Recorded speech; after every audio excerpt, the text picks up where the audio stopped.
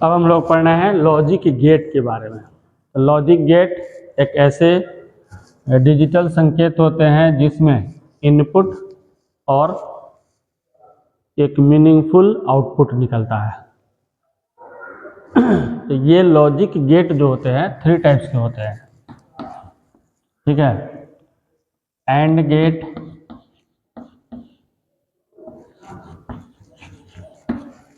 दूसरा है और गेट,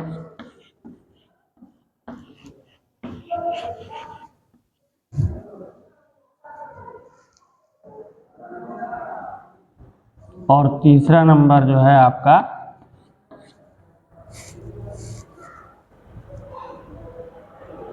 नॉट गेट। तीसरा नंबर जो है नॉट गेट। अब इन तीनों के बारे में बारी बारी से हम लोग पढ़ेंगे और सिंबल कैसे यूज होता है इसके बारे में जानेंगे।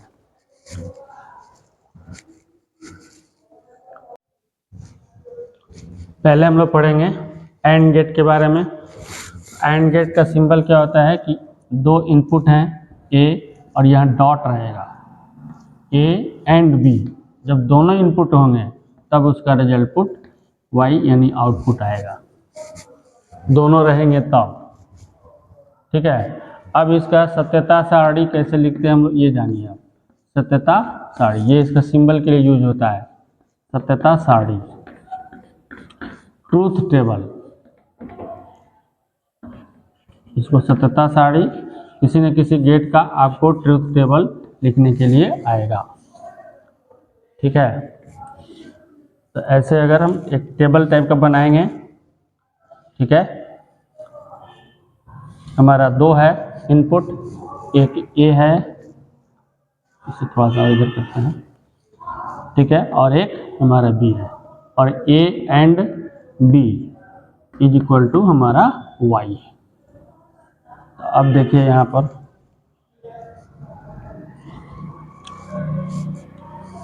पहला हो गया हमारा 0 और 0, तो आउटपुट भी हमारा 0 हो गया। उसके बाद हो गया एक ए है और ये 0 है, तब भी हमारा रिजल्ट 0। ये है और ये है, ये 0 है ए और ये है, तब भी हमारा रिजल्ट 0 आएगा। नेक्स्ट हमारा जो आएगा आपको ये भी है और ये भी है, तब हमारा रिजल्ट आउटपुट आएगा 1। समझ में आई बात? जब दोनों होगा तभी जाकर, दोनों इनपुट देंगे तभी हमको आउटपुट मिलेगा यहाँ पर। तो यहाँ पर देखिए दोनों इनपुट हमारा 0 है तो 0, एक इनपुट और एक नहीं दिया तब भी हमारा रिजल्ट 0 आ रहा है आउटपुट, ठीक है। एक हमने ए को 0 दिया और बी को 1 दिया, एक दिया एक नहीं, एक दिए एक नहीं दिए और एक दिए तब भी हमारा 0। दोनों जब आया तब यहाँ पर 1 आया। क्लियर हुआ? इसको एंड पढ़ते हैं, एंड इसको पढ़ेंगे A and B is equal to Y, यानी आउटपुट हमारा, ये इनपुट है निवेश और ये निर्गत है। क्लियर? इसको हम सिंबल से कैसे दिखा सकते हैं एंड गेट को, कि ए और बी 2 हमने इनपुट दिया और हम अब मैंने बताया कि ए एंड बी दोनों रहेगा तब हमको y जो है आउटपुट मिलेगा। यहाँ a एंड b है, ये इनपुट है, निवेश है, इसको निवेश कहते हैं, निवेश किया गया, इसमें रिजल्ट हमारा एक ही आएगा, आउटपुट y। आउटपुट हमें क्या मिल रहा है? निर्गत y मिल रहा है। तो इस सिंबल के थ्रू हम लोग दर्शा सकते हैं। इससे पहले जो मैंने बताया था वो उसका सत्यता सारणी था। नेक्स्ट हम पढ़ेंगे और गेट के बारे में। अब हम लोग आते हैं और गेट के बारे में पढ़ते हैं। तो और गेट के लिए हमारा जो एक्सप्रेशन होता है वह कैसे होता है? ए प्लस का सिंबल रहेगा और के लिए, है ना, और बी, इसको पढ़ेंगे ए और बी। यहाँ पर ये हम लोग पढ़ते थे ए एंड बी, इसको पढ़ेंगे ए और बी। रिजल्ट हमारा आउटपुट आएगा, यानी ए हो या बी में से हो तो हमारा एक आउटपुट आएगा, ठीक है। ए और बी हमारा एक ही आउटपुट आएगा। तो इसका अगर सत्यता सारणी या ट्रूथ टेबल जो हम लिखते हैं वो आप समझ लीजिए। इसको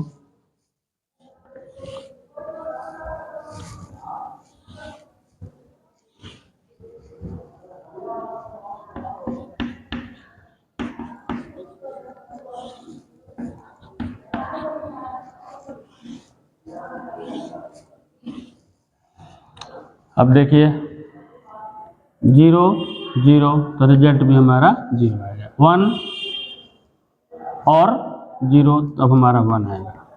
0 1 तब भी हमारा 1 आएगा। 1 और 1 यानी दोनों अगर हम 0 रखा तो 0 आएगा। A और B तो B हमारा 0 है तो 1 आया। ये या ये कोई में से एक है तो B हमारा 1 आएगा। और A और B तब भी हमारा आउटपुट 1 आएगा। ये इसका ट्रूथ टेबल है और गेट का, सत्यता सारणी है इसकी। ये हो गई सत्यता सारणी ट्रूथ टेबल और गेट के लिए। ठीक है, और इस सिंबल से हम इसको दिखाएंगे, इस सिंबल के थ्रू दिखाएंगे। A और B दोनों में से कोई एक होगा तो हमारा आउटपुट मिलेगा, या तो A होगा या तो B, और A और B तो हमारा आउटपुट Y मिलेगा। यानी इनपुट में से कोई एक होना चाहिए। अगर कोई एक इनपुट रहेगा तो हमें आउटपुट मिल जाएगा, लेकिन दोनों नहीं रहेगा। जैसे यहाँ देखिए दोनों नहीं है तो हमारा आउटपुट 0 है। एक इनपुट मिल रहा है तो एक मिल रहा है, अब दोनों रहेगा तब भी हमें एक ही आउटपुट मिलेगा। ठीक है, क्लियर हुआ?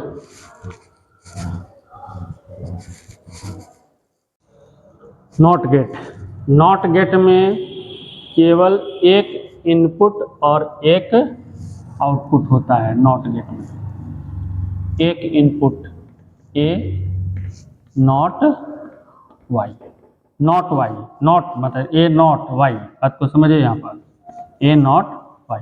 और इसका एक्सप्रेशन जो होता है बुलियन अलजेब्रा है ना, A नॉट को बार से हम दर्शाते हैं। A नॉट को यहाँ बार से, इससे मैंने बताया कि डॉट से एंड को, प्लस से और को, और इसको बार से, तब हमें आउटपुट मिलेगा। A नॉट होगा तभी आउटपुट। तो इसका ट्रूथ टेबल अब जैसे देखिए यहाँ पर, पहले ट्रूथ टेबल ज़्यादा बड़ा नहीं है, इसका एक ही, तो इसमें है ये है रिजल्ट हमारा एक ही है A, और यहाँ पर हमारा क्या है,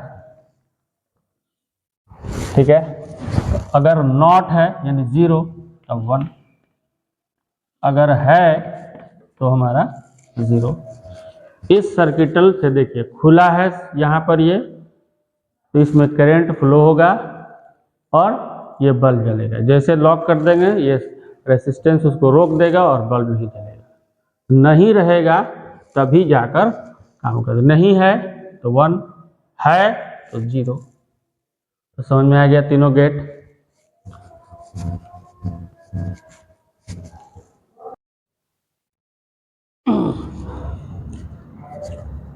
अब हम लोग पढ़ेंगे संख्या पद्धति। तो संख्या पद्धति में नंबर सिस्टम में दो तरह के नंबर सिस्टम होते हैं। एक तो हम लोग में शुरू से पढ़ते आए हैं पारंपरिक तौर से, वो एक संख्या पद्धति है जिसमें आप जानते हैं कि 0 से शुरू होकर 9 तक, तो टोटल आपके कितने होते हैं 10। इसको हम लोग कहते हैं दशमलव पद्धति, इसको हम लोग बोलते हैं दशमलव पद्धति, डेसिमल सिस्टम।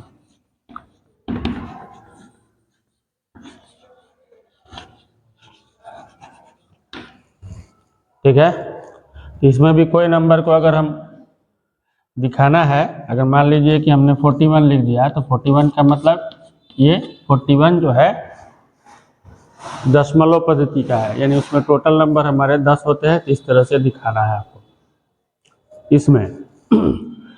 दूसरा नंबर जो होता है ये तो हो गया दशमलव पद्धति, इसको दशमलव पद्धति बोलते हैं, 10 ये लिखे भी है नाम। दूसरा होता है द्विधारी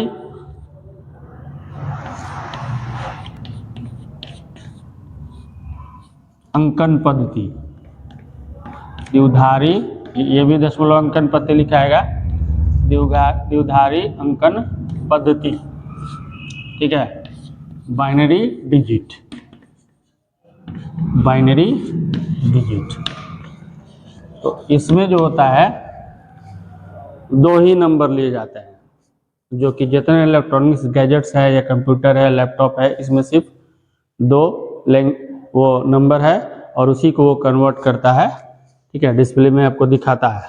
तो 2 ही डिजिट है, एक है 0 और एक है 1, यानी टोटल हमारे 2 डिजिट है। तो 0 और 1 मिलाकर उसको हम लोग कहते हैं बिट, बिट कहा जाता है 0 और 1 मिलाकर। यानी वैसी अंकन पद्धति जिसमें केवल 2 संख्या होती है उसे हम द्विधारी अंकन पद्धति कहते हैं, 0 और 1, उसको हम लोग बिट। अब इसी का उच्चयन रहता है तो उसको हम लोग शो करते हैं कि ये आपका द्विधारी अंकन पद्धति है, इसको बिट कहते हैं। और इसी को ये कंप्यूटर, लैपटॉप, ये सब जो भी आप मोबाइल यूज कर रहे हैं, जितना इलेक्ट्रॉनिक गुड्स है, इसमें यही डिजिटल होता है, इसी को डिजिटल कहते हैं। तो इसमें क्या है, ये हो गया आपका 1, तो ये हो गया, ये 1 है, ये हो गया 0, फिर 1, तो ये हो गया आपका 0, ऐसे है। 0 माने कुछ नहीं, एक कुछ नहीं होता है और एक होता है 1, ये इस तरह से हम लोग दर्शाते हैं। तो अब इसी को हम लोगों को कैसे हम लोग इस, जैसे मान लीजिए कि ये आपको दशमलव पद्धति है, दशमलव पद्धति से बाइनरी डिजिट में कैसे चेंज करते हैं, उसके कुछ रूल रेगुलेशन होते हैं, उसके बारे में हम पहले जानेंगे और तब जाकर इसको करेंगे, ठीक है। एक मैंने नंबर यहाँ लिखा हुआ है जो कि बाइनरी डिजिट लिखा गया है, यानी द्विधारी अंकन पद्धति। तो उसको हम लोग कैसे एक टेबल के थ्रू दर्शाएंगे, ये पहले आप समझ लीजिए। ऐसे मैंने एक टेबल खींचा और सभी नंबर को इसमें ये करेंगे। एक तो हो गया हमारे यहाँ पर, मान लीजिए कि द्विधारी, द्विधारी इसको बिंदु कहते हैं, ये दशमलव टाइप का जो है इसको द्विधारी पॉइंट या बाइनरी पॉइंट कहते हैं। तो इसके इधर हमारा यहाँ 0 है, 1 है और सॉरी 1 है, ठीक है। और उसके बाद यहाँ पर एक 0 और 1, ये तो हम हमारा हो गया द्विधारी बिंदु, द्विधारी बिंदु हो गया, ये बाइनरी पॉइंट द्विधारी बिंदु।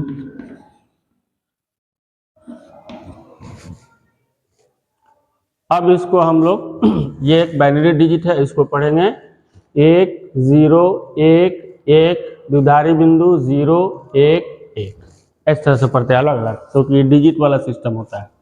तो पहले हम लोग चलते हैं दाईं ओर, इससे ये जो आपका द्विधारी बिंदु दिया है इसके दाईं ओर जो प्लेस वैल्यू है उसको कैसे लिया जाता है ये जानिए। पहला वाला जो रहेगा उसका पावर 0 रहेगा, पहला वाला डेसिमल के बाद, या ऐसे अगर ये नहीं भी रहता तो यहाँ से 0 चलेगा, ठीक है। क्योंकि यहाँ 2 यूज कर रहे हैं कि अभी मैंने बता दिया आपको कि द्विधारी अंकन पद्धति या बाइनरी डिजिट में केवल 2 अंक होते हैं। दूसरा वाला हो जाएगा 2 की पावर 1, तीसरा वाला हो जाएगा 2 की पावर 2, तीसरा वाला हो जाएगा 2 की पावर, चौथा वाला 2 की पावर 3।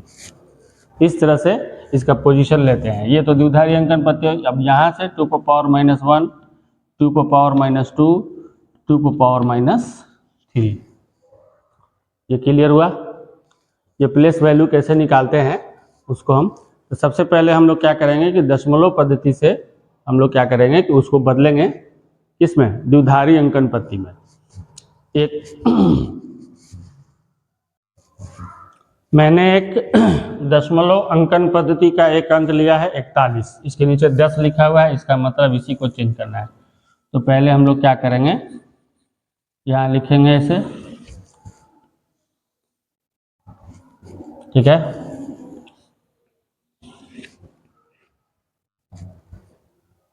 यहाँ पर आपका हो जाएगा शेषफल,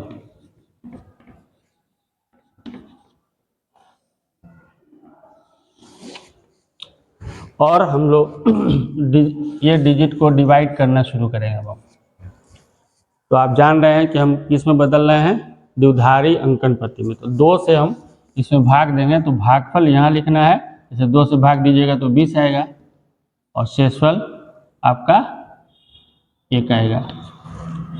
फिर आइए 2 से भाग दीजिएगा तो 10, शेषफल आया आपका कितना 0, ठीक है। फिर 2 से भाग देंगे 5 तो शेषफल हमारा कितना आया 0। फिर 2 से भाग देंगे तो 2 आएगा यहाँ, ठीक है, और शेषफल हमारा आएगा 1। फिर 2 से भाग देंगे तो 2 एकम 2 और शेषफल क्या आएगा 0। ये हुआ, समझ में आई बात। यानी यहाँ शेषफल लिखना है आपको, 2 से भाग दिए 20 है, तो 1 शेषफल है यहाँ लिखा गया, 10 में पूरा पूरा भाग लग गया 0 हो गया। 5 यहाँ पर 2 से 5 में भाग दिया तो हमारा शेषफल नीचे लिखा है, यहाँ पर तो इसका 0 लिखा था, इसके लिए 1 ऐसे है, इसका 1, इसका 0, इसका 0, इसका 1, इसमें 2 से पूरा भाग लग रहा है तो 0, ये है।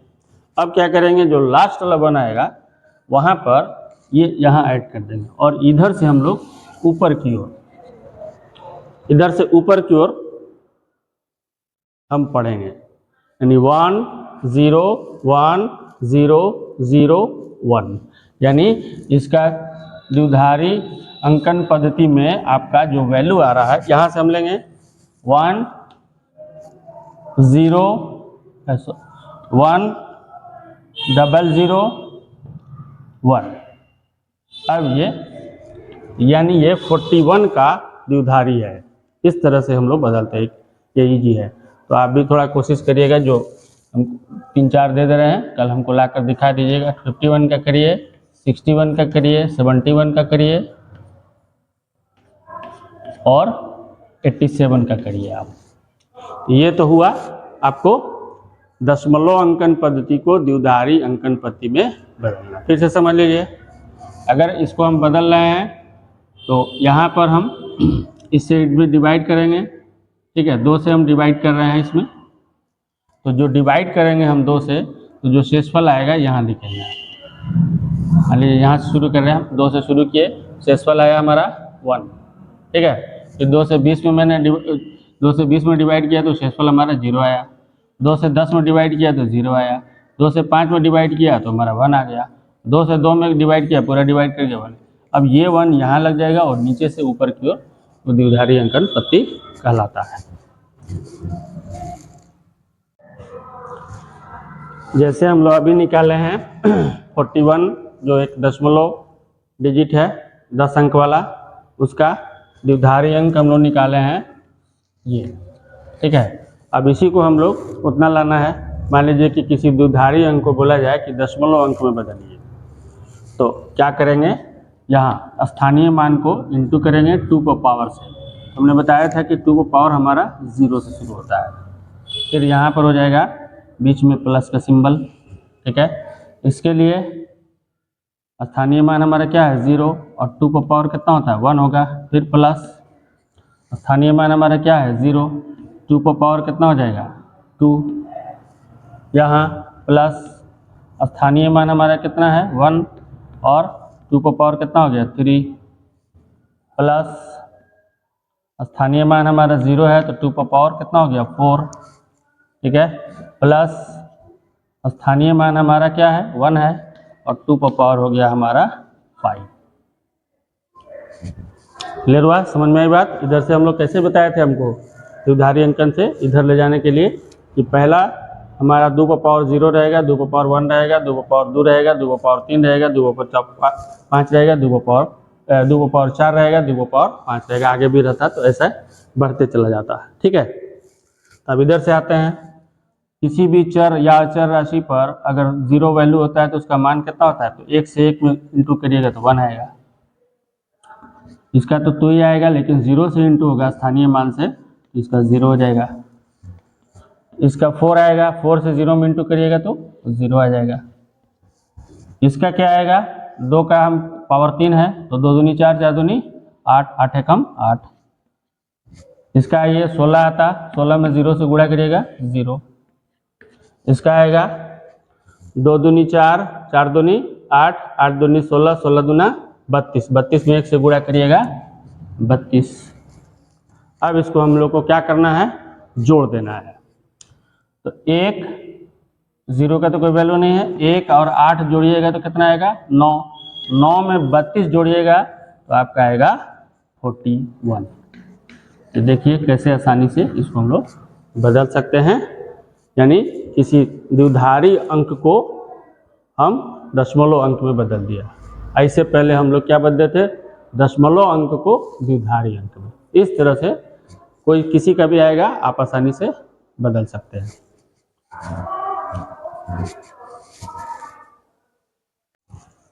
अब आते हैं हम लोग द्विधारी अंकों का योग, यानी एडिशन ऑफ बाइनरी डिजिट्स, यानी द्विधारी अंक को कैसे हम लोग जोड़ते हैं।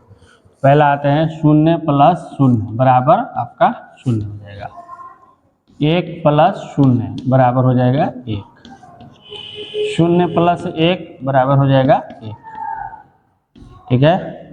1 + 1 बराबर हो जाएगा आपका 10, क्योंकि यहाँ 1 की वैल्यू है, मैंने बताया था कि 0 का कोई वैल्यू नहीं है। इस तरह से हम किसी द्विधारी अंकन पद्धति में ये वाला रूल्स अप्लाई कर हम ऐड कर सकते हैं। अभी जैसे मैं आपको दिखा देते हैं द्विधारी डिजिट का ऐड कैसे हम लोग करेंगे। अब देखिए हम लोग द्विधारी डिजिट को कैसे ऐड करते हैं हम लोग, ठीक है। ऐड करने में आपको अभी जो रूल मैंने बताया, ये एक द्विधारी अंक है, ये भी एक द्विधारी अंक है, यानी बाइनरी डिजिट ये भी है, बाइनरी डिजिट भी है। तो 1 में 0 से ऐड कर रहे हैं तो हमारा क्या आ रहा है 1 आ रहा है। 0 में 1 से ऐड कर रहे हैं तो 0 में हमारा 1 से ऐड करेंगे ये भी क्या हो जाएगा 1 हो जाएगा, ठीक है। 1 में 1 से ऐड करेंगे तो हमारा कितना आएगा 1 0, तो यहाँ 0 हो जाएगा, ठीक है। और 1 में 1 से ऐड करेंगे तो 1 0, और 1 0 में 1 ऐड करेंगे तो क्या आ जाएगा हमारा ये हो जाएगा, ठीक है। तो इस तरह से ऐड निकाल सकते हैं। अब यहाँ पर एक और क्वेश्चन देख लीजिए, जैसे यहाँ पर देखिए आप, इसको भी मैं हमको ऐड करना है, दोनों द्विधारी अंक है। तो 1 में 1 से ऐड करेंगे तो हमारा 1 0 आएगा, तो 0 1 उधर चला गया। 1 में 0 से ऐड करेंगे तो 1 आएगा, और उसमें 1 ऐड होगा तो फिर 0 1 चला गया उधर, 1 इसमें ऐड होगा तो 1 हो गया, और 1 1 ऐड होगा तो हमारा 1 0। ये हो गया आपका दूसरा क्वेश्चन। नेक्स्ट हम लोग को पढ़ना है द्विधारी अंक का अंतर या घटाव। तो 0 से 0 माइनस होगा तो आपका 0 आएगा, 1 से 0 माइनस होगा तो आपका 1 आएगा, ठीक है। अगर 0 से भी 1 माइनस करिएगा तो 1 ही आएगा, ये वो वाला निगेटिव नंबर नहीं लगेगा, 1 ही लगेगा आपका, ठीक है। और अगर 2 डिजिट जो दिया है 2, 1 और 0, इसमें से अगर 1 माइनस कर रहे हैं तो आपका 1 आएगा। ये डिफरेंस का रूल है इसका। अब हम लोग पढ़ेंगे द्विधारी अंकों का अंतर या अंक का अंतर। तो द्विधारी अंक में क्या होता है कि घटाव कैसे होता है, 0 में से 0 माइनस करिएगा तो आपका 0 आएगा, 1 में से 0 माइनस करिएगा तो 1 आएगा, 1 में से 1 माइनस करिएगा तो 0 आएगा आपका, लेकिन 1 0 में से 1 माइनस करिएगा तो आपका 1 आएगा। अब इसके बेस पर एक क्वेश्चन हम लोग चेक करते हैं, ठीक है। अब हमको 2 द्विधारी अंक दिए हैं, एक क्वेश्चन हम लोग चेक कर लेते हैं इस पर भी, और इनको हमको माइनस करना है, ठीक है। अब आप पहले ऐसे लिख दीजिएगा सबको, 1 1, इसके नीचे 0, इसके नीचे 1, इसके नीचे भी 1, इसके नीचे भी 1, और माइनस का सिंबल, यह हम घटा रहे हैं। तभी आप पढ़े कि 1 में से 0 माइनस होगा तो 1 होगा, 1 में से 1 जाएगा तो 0, ये भी वही चीज़ माना जाएगा, 0 में से 1 जाएगा तो 1 ही आएगा, 1 में से 1 आएगा तो कितना होगा 0। ये हो गया इसका घटाव। ये फाइनल हमारा 1 जो बचा था यहाँ मैंने लिख दिया। इस तरह से हम इसका डिफरेंस निकाल सकते हैं।